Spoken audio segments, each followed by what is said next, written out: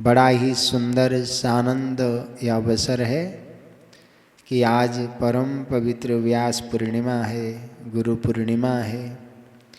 इतना पवित्र पूर्णिमा है। देखो पूर्ण क्या है, इस संसार में परमात्मा के अतिरिक्त कोई वस्तु पूर्ण नहीं है, सब अपूर्ण है। इसलिए परमात्मा का नाम ही पूर्ण ब्रह्म है। परमात्मा के लिए ही वेदों में स्पष्ट रूप से कहा, पूर्णमदः पूर्णमिदं पूर्णात् पूर्णमुदच्यते पूर्णस्य पूर्णमादाय पूर्णमेवावशिष्यते। वो पूर्ण परमात्मा को विशिष्ट प्रकार से इस चराचर जगत में जिस प्रकार से परिव्याप्त हैं, उन परमात्मा को हम अनुभव कर सकें, उनके सब प्रकार से अनुभूति ले सकें, इसलिए भगवान ने साधन स्वरूप में हम आप सबको बहुत बड़ी कृपा करके मनुष्य शरीर प्रदान किया है। एक थोड़ी गंभीर बातें, थोड़ा सा मेरा विनोदी स्वभाव है तो मैं थोड़े से बातों को कभी कभी घुमा के बोल देता हूँ, परंतु वैसे वास्तविक तत्व की बात करें तो इस संसार में पूर्ण तो केवल परमात्मा है। उसी पूर्ण की प्राप्ति के लिए ये मनुष्य शरीर हम आप सबको मिला है। अब पूर्ण की प्राप्ति कैसे होगी, देखो थोड़ी सी गंभीर बात है। जगत के वस्तुओं में जब तक आसक्ति है, चाहे धन हो, पद हो, प्रतिष्ठा हो, किसी भी प्रकार की इच्छा है, किसी भी प्रकार का इच्छा जब तक जीवन में जीवित हैं, तब तक उस जीव को पूर्ण ब्रह्म परमात्मा की प्राप्ति हो नहीं सकती। ये कड़वा सत्य है, बड़े डंके के चोट के साथ। और उस पूर्ण ब्रह्म परमात्मा की प्राप्ति के लिए चाहे सन्यासी हो, वैष्णव हो, गृहस्थ हो, वानप्रस्थ हो, सन्यासी हो, ब्रह्मचारी हो, जब तक चराचर जगत के प्रति अनासक्त भाव से उस परमात्मा के लिए लक्षित नहीं होता, जिस प्रकार से मंडकोपनिषद में कहा, प्रणवो सरोधनु ह्यात्मा ब्रह्म तल लक्ष्य मुच्यते अपरमत्तेन विद्धव्यम सर्वत तन्मयो भवेत्। इतना लक्ष्य लक्षित न हो परमात्मा के प्रति, तब तक उस जीव को उस पूर्ण ब्रह्म परमात्मा का न बोध हो सकता है, न साक्षात्कार हो सकता है, न उसकी शरणागति ही प्राप्ति हो सकती है। एक गुरु पूर्णिमा, व्यास पूर्णिमा हम मनाते क्यों हैं? उस तत्व के लिए हमारे जीवन में श्रद्धा बची रहे, श्रद्धा का दिव्य भाव संचरित होता रहे। आज व्यास पूर्णिमा है।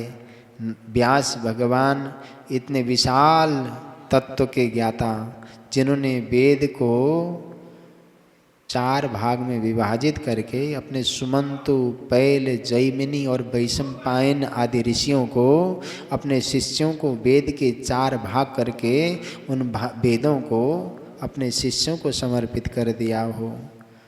वेद के सहज अर्थ के लिए महाभारत की रचना की हो, जय संहिता आदि का।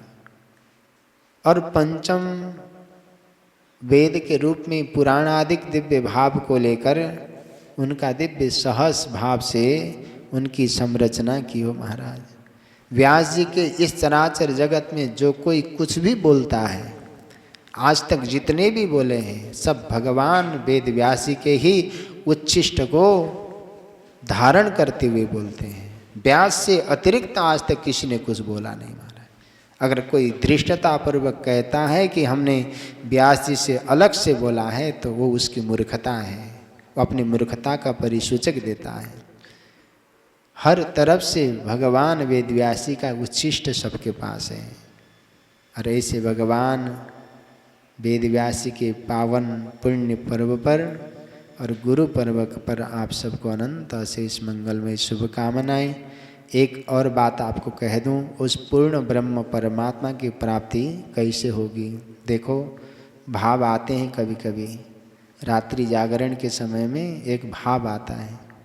आज हमने पूजन थोड़ा विलंब किया। हमने मौलुकदास जी को कहा, महाराज एक कविता आ रही है, उस कविता को आने दो।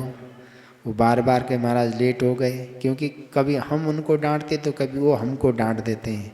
ये परस्पर प्रेम की परिभाषा है और बड़े खतरनाक डांट पड़ती है, कभी हम भी कभी वो भी, क्योंकि ये दोनों का परस्पर प्रेम चल रहा है, इसलिए यात्रा भी चल रही है। होना चाहिए इसी प्रकार का, कोई बड़ा नहीं कोई छोटा नहीं, कोई गलती करे तो करे।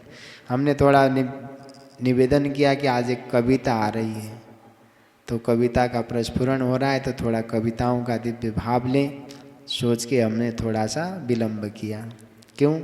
जब कभी आपस में चर्चा हो तो उस कविता का दिव्य भाव कहीं से कहीं चला जाता है। हम चिंतन कर रहे थे कि नेत्रों से जल बरसते हैं, इन नेत्रों की उपयोगिता क्या है? इन नेत्रों को हमारे इस शरीर में भगवान ने दिया क्यों है? ये नेत्र किसकी प्रतीक्षा में हर पल हर संसार में निहारते रहते हैं? प्रत्येक चेहरे में, प्रत्येक वनस्पति में, प्रत्येक जल के किरणों में, उस जल के प्रवाह वेग में, पवन के वेग में, सूर्य की रश्मियों में किसका दर्शन करना चाहते हैं? चिंतन करो जरा। ये अपने उसी प्रीतम का दर्शन करना चाहते हैं।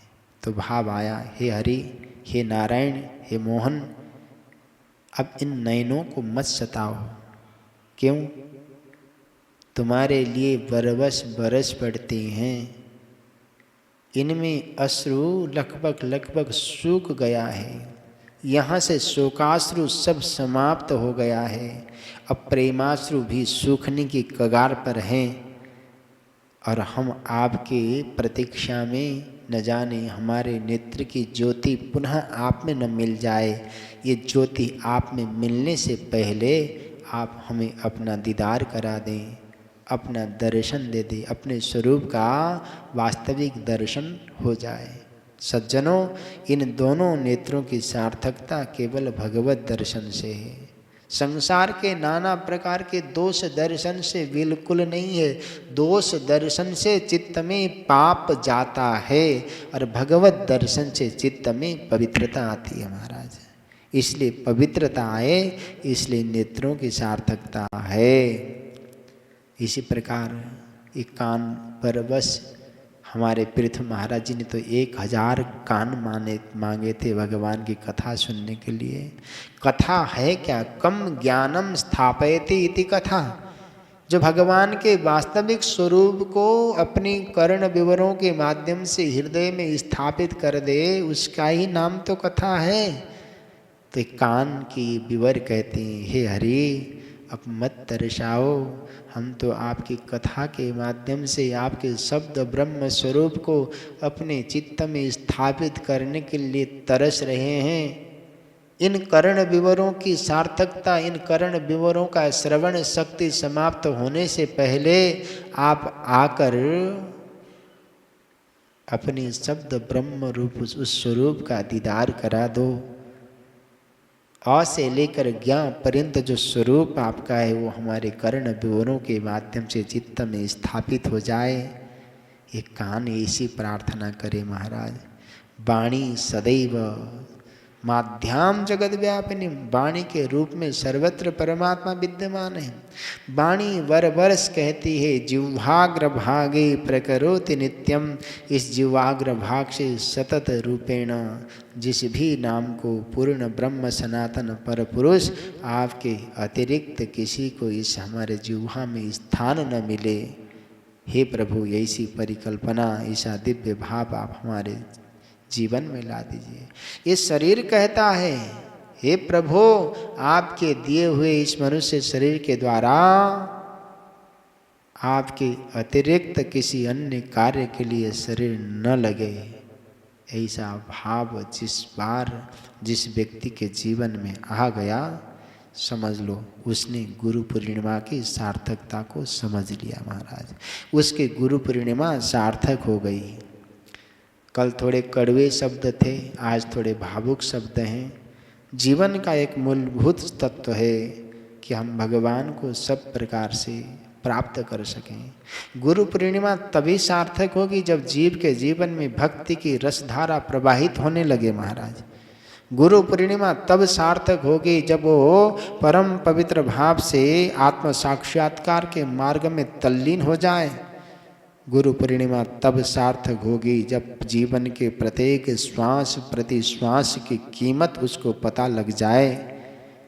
जीवन की इस व्यास पूर्णिमा की महत्ता तब सार्थक होगा इस कलिकाल के कलुषित वातावरण में प्रसन्न चित्त से भगवान का वास्तविक स्वरूप का दर्शन सब में होने लग जाए महाराज। और गुरु पूर्णिमा के साथ साथ अखंड हरिनाम संकीर्तन पदयात्रा समिति का भी एक ही भाव है। इस पदयात्रा के दिव्य भाव में भी हर कण में, हर श्वास में, हर गले में, पवन के हर झोंकों में, जल के लहरों में, सम प्रकार से चाहे जिस किसी भी प्रकार से हो, हर जगह एक ही परमात्मा का दीदार होने लगे। ये ऐसा भाव आपके हमारे जीवन में आता है तो समझ लीजिए कि हमारी व्यास पूर्णिमा सार्थक हो गई। जीवन में पाप को नष्ट करना चाहते हो तो पाप से दूर चले जाओ। जब तक पाप का आगमन होगा तब तक जीवन से पुण्य दूरी बना के रखेगा। इसलिए प्रत्येक पल प्रत्येक क्षण पवित्रता के दिव्य भाव से ही संचरित होना चाहिए। 100 साल मान लो जिंदा रहेंगे नहीं रहेंगे, यहाँ एक भी छोटी सी बात के लिए मनमुटाव हो गया, राग द्वेष हो गया, अपने समय बर्बाद हो गया महाराज। देखो एक किसी से मनमुटाव करने के बेफायदा कितने हैं, हानि कितना है।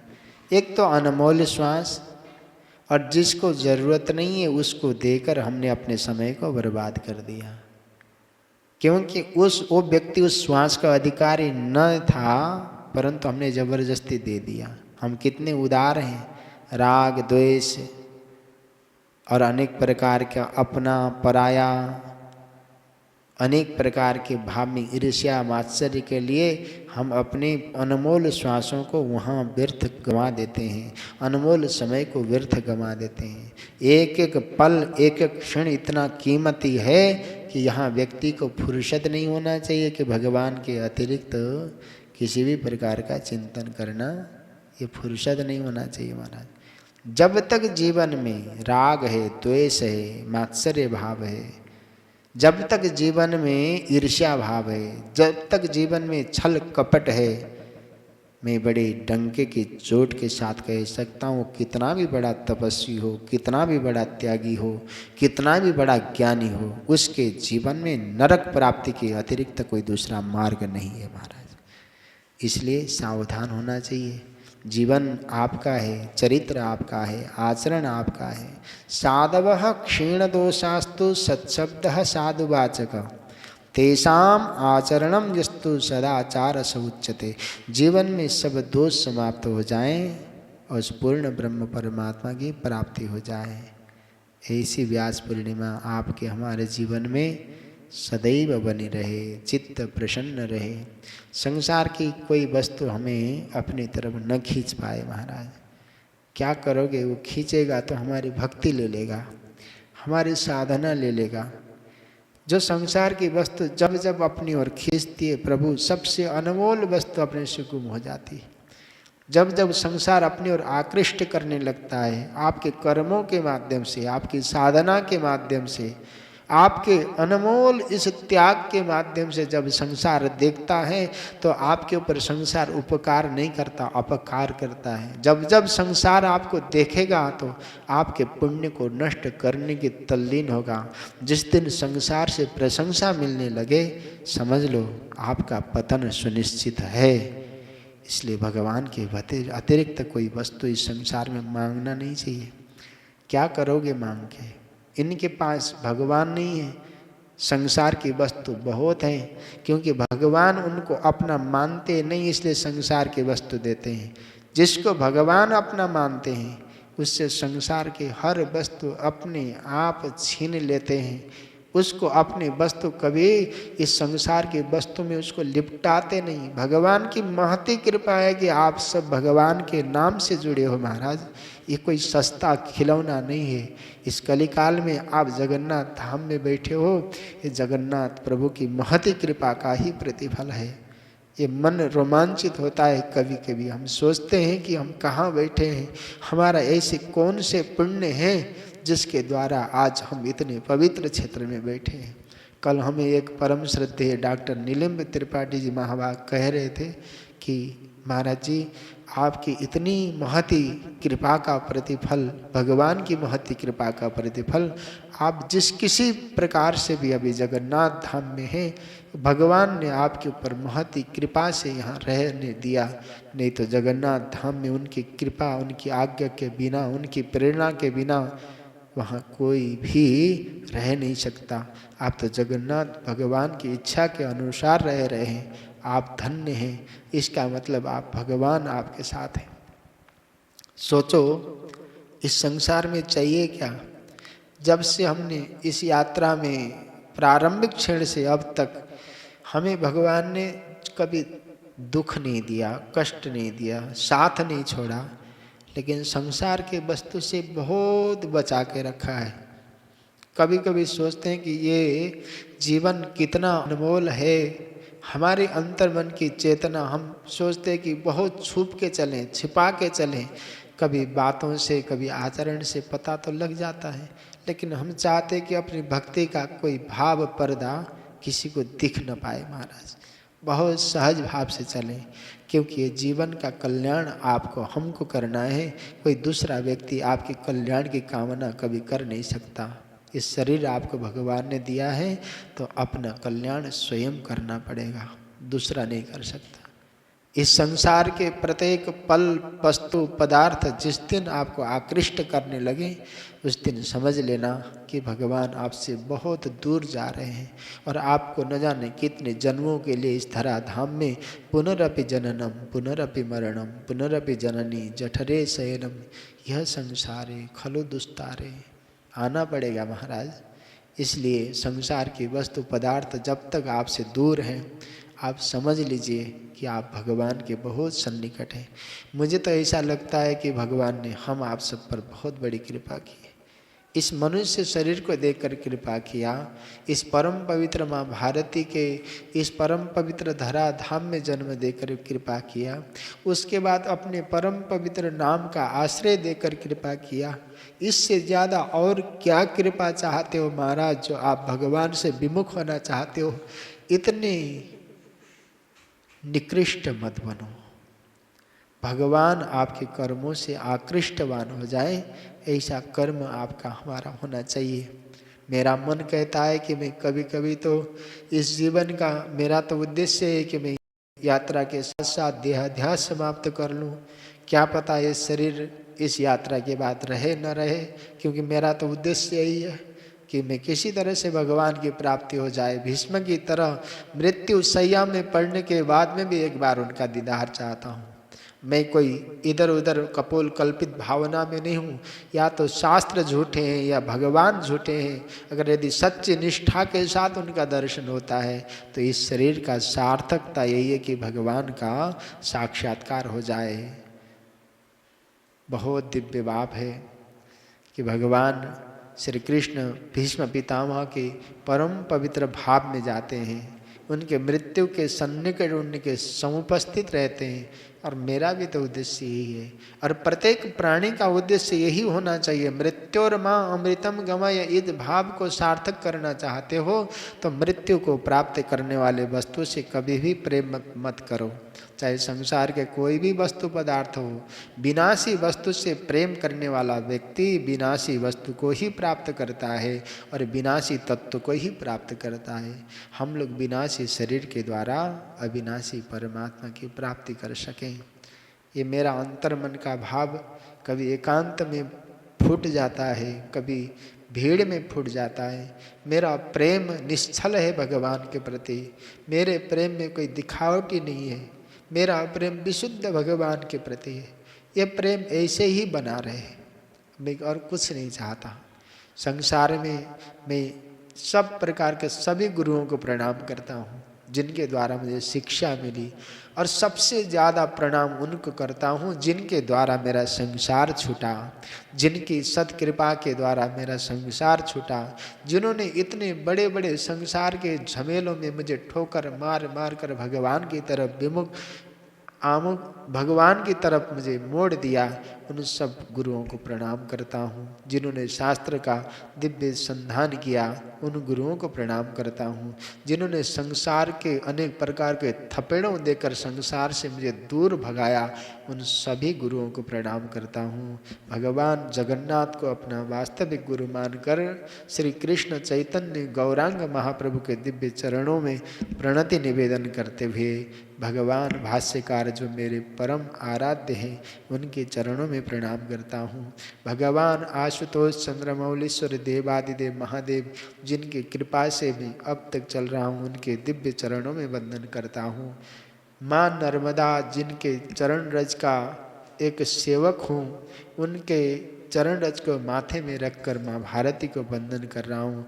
भगवती माँ नर्मदा जी के दिव्य भाव को वंदन करता हूँ। माँ भारती को वंदन करता हूँ। माँ भारत में रहने वाले सभी को वंदन करता हूँ। इस व्यास पूर्णिमा के परम पवित्र वेला में मेरे अपने भाव पुष्प भगवान को समर्पित करता हूँ और यही चाहता हूँ कि मुझे संसार की कोई ऐसी माया अपनी ओर आकृष्ट न कर सके। मैं सदैव भगवान का भक्त बनकर अपने इस मनुष्य जीवन को, अपने कुल वंश परंपरा को, जिस जन्म में जिस कुल में मेरा जन्म हुआ उस कुल से लेकर जिस परंपरा का मैं संन्यास्त साधु बना उस परंपरा को भी पवित्र कर सकूं, इसी कामना के साथ आज की प्रातःकालीन आरती वंदन भगवान के दिव्य चरणों में समर्पित करते हैं। बोलिए सच्चिदानंद भगवान की। हरे राम राम राम हरे हरे, हरे कृष्ण कृष्ण कृष्ण हरे हरे।